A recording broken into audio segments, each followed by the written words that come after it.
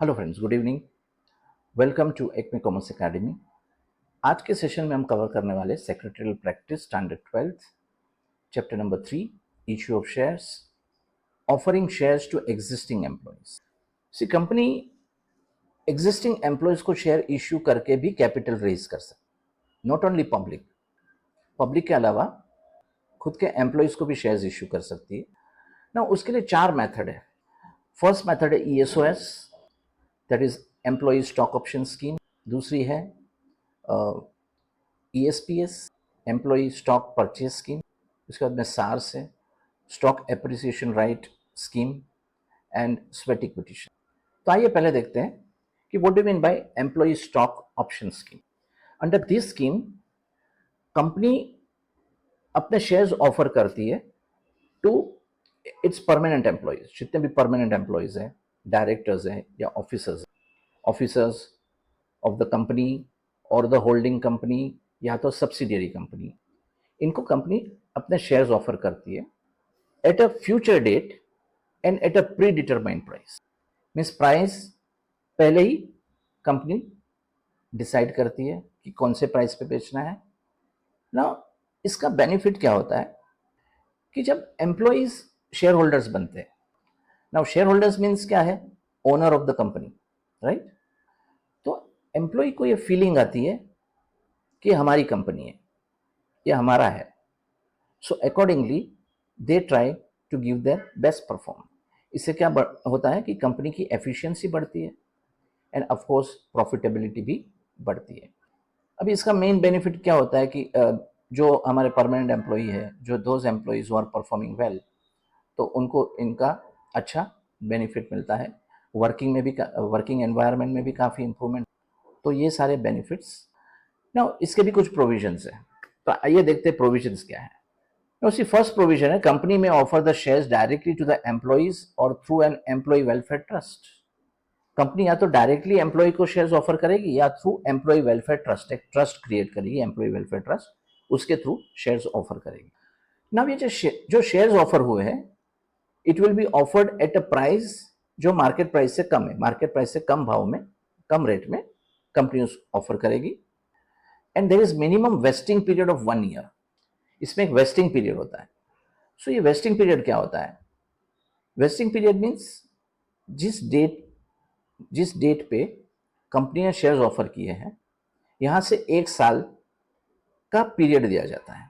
So with in this 1 year जो भी employ interested है, दे में अप्लाई फॉर द शेयर्स, उसको बोलते हैं वेस्टिंग पीरियड।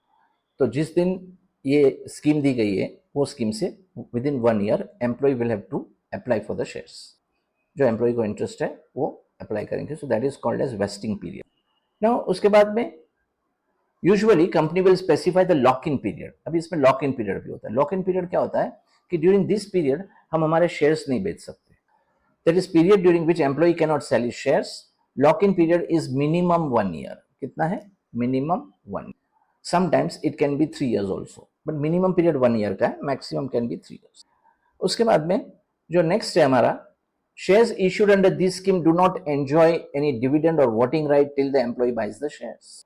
तो जो शेयर्स ऑफर किए गए हैं, वो शेयर्स, जो ऑफर किए गए शेयर्स के ऊपर कोई डिविडेंड नहीं। डिविडेंड के लिए एम्प्लॉय कब एलिजिबल होगा? When he buys the shares, जब वो शेयर्स परचेज करेगा, उस डेट के बाद उसको डिविडेंड मिलेगा। Company has to get the approval of share holder through special resolution to issue ES।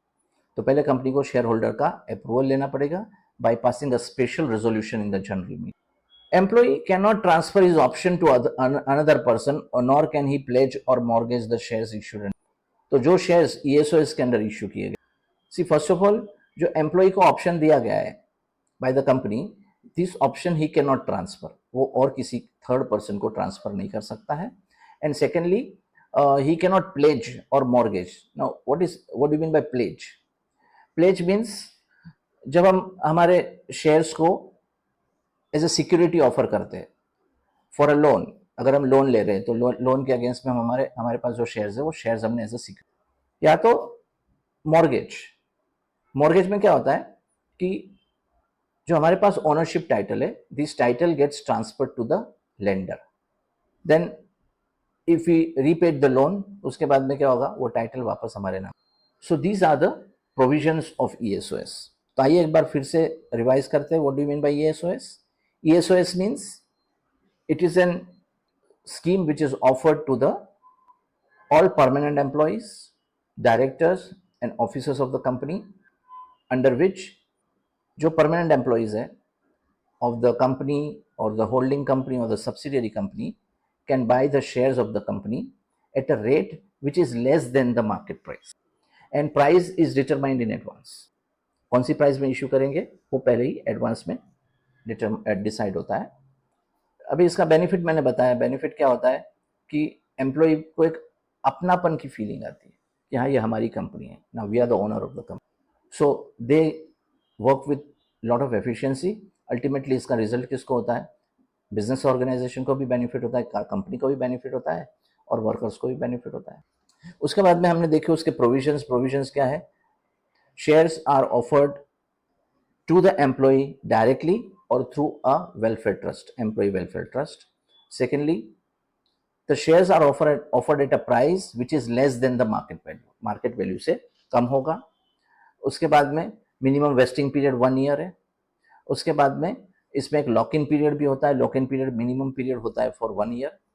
During this period employees can not sell their shares. उसके बाद में shares which are issued under this scheme is entitled for dividend only when employee purchases the share. Employee जब shares purchase करेगा तभी उसको. And approval of shareholder is required. Special resolution has to be passed in the general meeting. Then employee cannot transfer his option to the third person, nor can he pledge or mortgage. And company has to set up a compensation committee to administer ESOS. Company has to fulfill the provision of SEBI, share based employee benefit regulation. Company को ये provisions को भी fulfil करना है. सो ये था ESOS. आइए अभी नेक्स्ट टॉपिक हम आगे देखते हैं. That is called ESPS. So under this scheme, the company offers equity shares to its employee at a discounted price, which they can buy at a future date. अब यहाँ पे company अपने employees को share issue करती है और offer करती है at a discounted price. And the company deducts a certain amount from the salary of the employee towards the payment of the shares. अभी जो शेयर्स परचेज की एम्प्लॉय ने तो उसका पेमेंट कंपनी क्या करेगी? उसके सैलरी से कट करेगी on monthly basis, right? So what is ESPS? ESPS is the scheme under which company offers its shares to the employee at a discounted price which they can buy at a future date. Company क्या करेगी? Employee की salary से certain amount हर month cut करेगी towards the payment for the shares. अब आइए देखते हैं इसके प्रोविजंस क्या है. C different number of shares can be offered to different category of employees.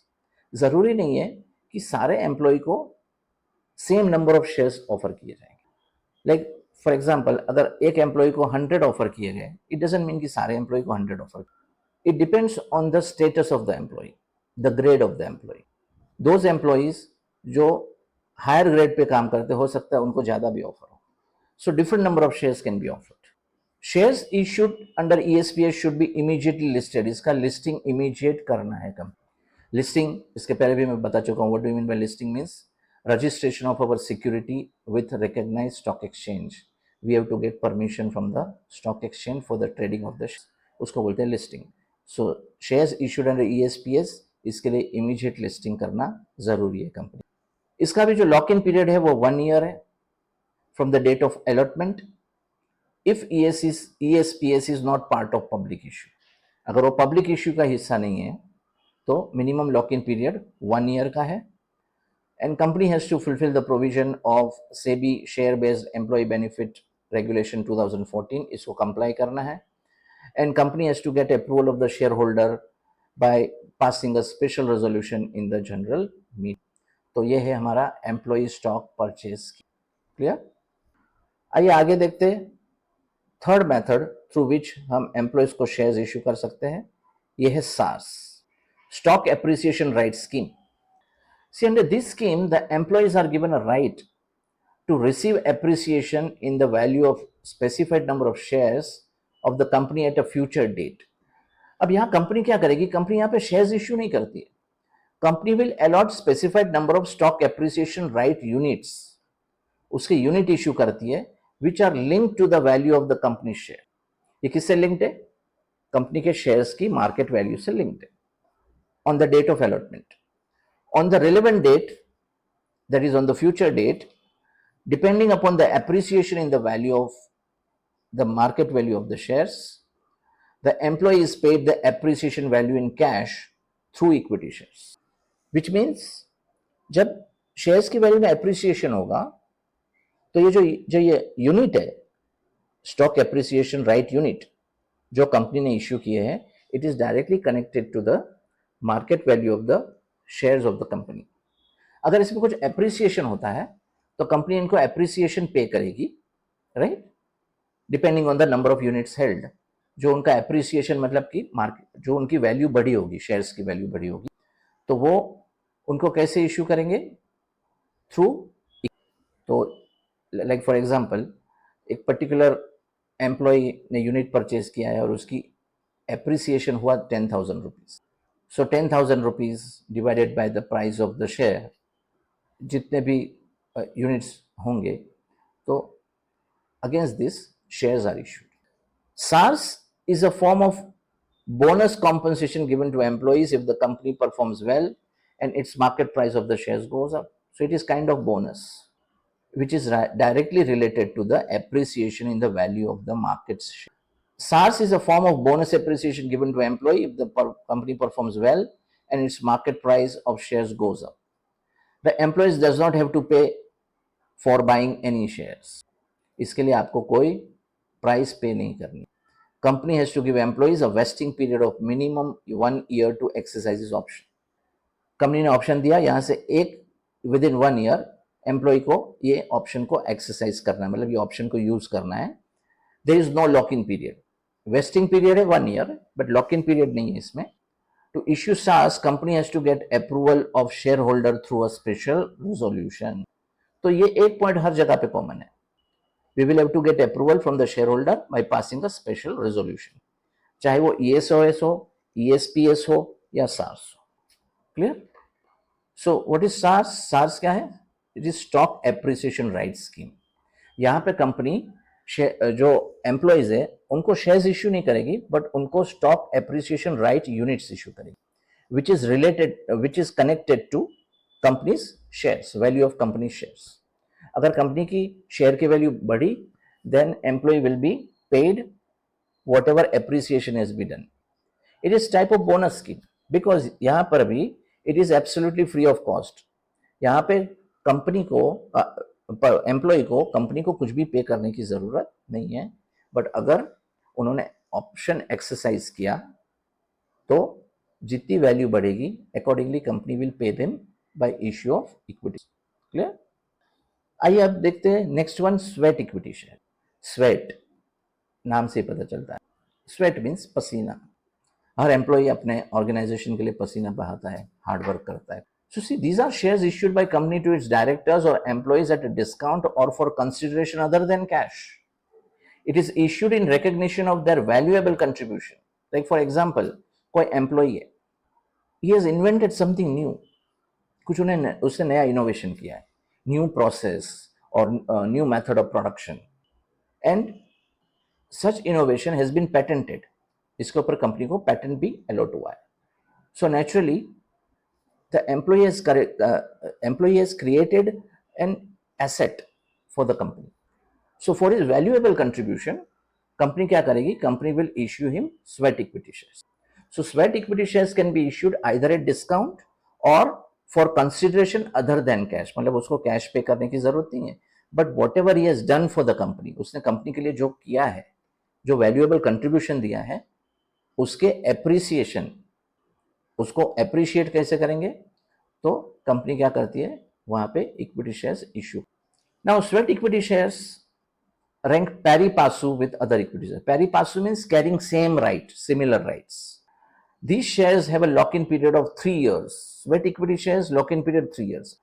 SARS में कोई lock-in period नहीं है.